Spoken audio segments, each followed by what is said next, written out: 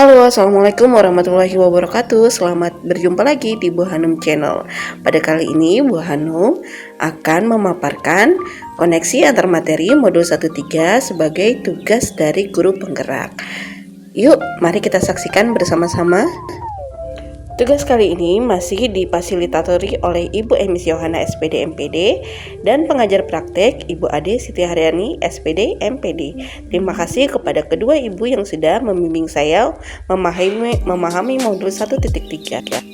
Pada kali ini saya akan mengkoneksikan 3 modul sekaligus, di mana saya telah mempelajari modul 1.1 tentang filosofi Ki Hajar Dewantara, modul 1.2 tentang nilai dan peran guru penggerak, dan modul 3 dengan visi guru penggerak. Kita telah mengetahui bahwa salah satu filosofi Ki Hajar Dewantara dalam dunia pendidikan adalah ing ngarso sung tulodo, ing madya mangun karso, dan tuturi handayani, di mana di depan kita menjadi teladan, pemimpin, contoh, dan di tengah-tengah kita sebagai penyemangat dan membuat orang lain merasakan kualitas diri mereka, dan di belakang kita sebagai memprovokasi kebajikan serta kualitas positif lain agar orang lain bertumbuh dan maju. Nah, masih menurut Ki Hajar Dewantara, seorang guru adalah menjadi among atau menuntun murid-muridnya mencapai kebahagiaan setinggi-tingginya, baik sebagai individu maupun sebagai anggota masyarakat. Nah, seorang guru menurut KHD itu harus mendidik murid sesuai dengan kodratnya, yaitu kodrat alam dan kodrat zaman, menjadikan dunia pendidikan seperti dunia bermain, pendidikan yang menghamba pada anak, dan berbasis sosio-kultural, dan berbasis juga kepada budi pekerti yang luhur. Nah, menurut KHD dari filosofi yang sudah disebutkan, kita dapat memunculkan nilai dan peran guru menurut KHD dalam mewujudkan profil pelajar Pancasila. Tadi yang pertama sudah disebutkan bahwa guru ini adalah sebagai among bagi murid-muridnya. Nah, ketika kita menjadi seorang among bagi murid-murid kita, maka di sini kita dituntut untuk mewujudkan pembelajaran yang menghamba pada murid, di mana pendidikan yang menghamba pada murid ini akan mewujudkan ekosistem well-being di lingkungan sekolah.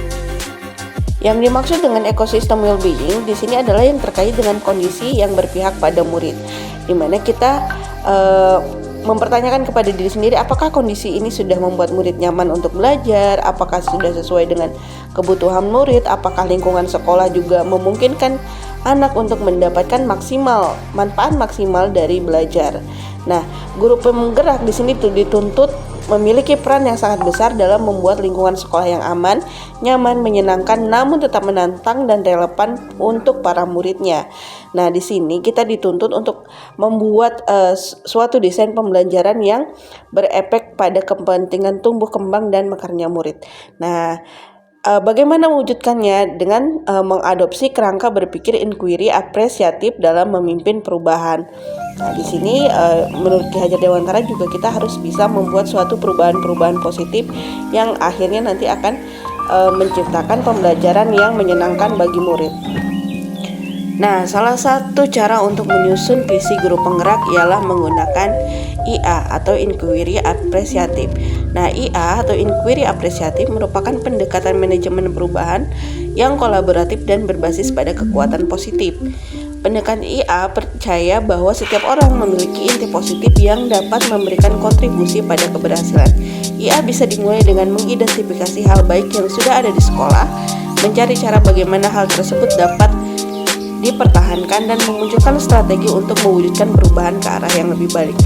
Jadi intinya di sini kita tidak perlu mencari sebuah kelemahan atau kesalahan, itu baik, tetapi bisa juga kita melakukan perubahan-perubahan positif yang kecil. Misalnya kita sudah disiplin, bagaimana kita lebih disiplin lagi. Jadi kita menyusun perubahan-perubahan yang sudah positif menjadi lebih positif lagi, atau menyusun perubahan yang sebelumnya negatif menjadi lebih positif.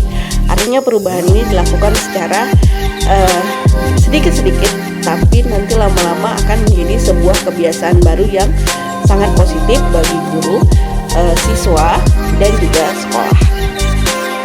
Salah satu metode untuk memanajemen perubahan yang bisa diterapkan adalah dengan tahap tahapan Bagja. Nah, Bagja ini terdiri dari yang pertama kita membuat pertanyaan utama atau define. Di sini kita akan merumuskan berbagai pertanyaan penentu arah penelusuran terkait dengan perubahan yang diinginkan atau diimpikan. Nah, jadi di sini kita membuat satu pertanyaan yang kira-kira perubahannya ini apa ya. Nah, yang kedua kita mengambil pembelajaran, di mana di sini kita akan mengambil pembelajaran yang orang sudah melakukannya dan berhasil secara positif. Yang ketiga kita menggali mimpi, artinya kita memimpikan apa yang terjadi setelah perubahan ini kita lakukan. Jadi kita mencoba membayangkan hal-hal positif yang terjadi setelah kita melakukan perubahan. Nah, yang ketiga dengan menjabarkan rencana. Di tahap ini kita merumuskan rencana tindakan tentang hal-hal penting apa yang perlu dilakukan untuk mewujudkan visi tersebut. Nah, yang keempat adalah atur eksekusi. Yang terakhir, mohon maaf, kita mengatur eksekusi. Di bagian ini kita memutuskan langkah-langkah yang akan diambil, siapa yang akan kita ajak dan mau untuk terlibat, bagaimana strategi dan aksi lainnya untuk mewujudkan visi ini perlahan-lahan. Artinya di tahapan ini kita melibatkan banyak orang sekaligus untuk mewujudkan perubahan ini agar tercipta suatu ekosistem yang well-being tadi. Tahapan Bagja ini bisa kita lakukan untuk kegiatan positif yang sudah ada dan menjadi lebih positif lagi, dan juga untuk mewujudkan visi yang kemudian kita ubah menjadi misi. Jadi misi yang kecil-kecil ini bisa kita wujudkan dengan tahapan Bagja ini. Setelah saya belajar di modul 1.3 ini tentang tahapan Bagja, mengeksplorasi konsep dengan teman-teman, dan berdiskusi dengan teman-teman guru penggerak lainnya, saya masih tetap dengan visi awal saya, yaitu terwujudnya siswa yang bahagia dan bertumbuh dalam karakter profil pelajar Pancasila.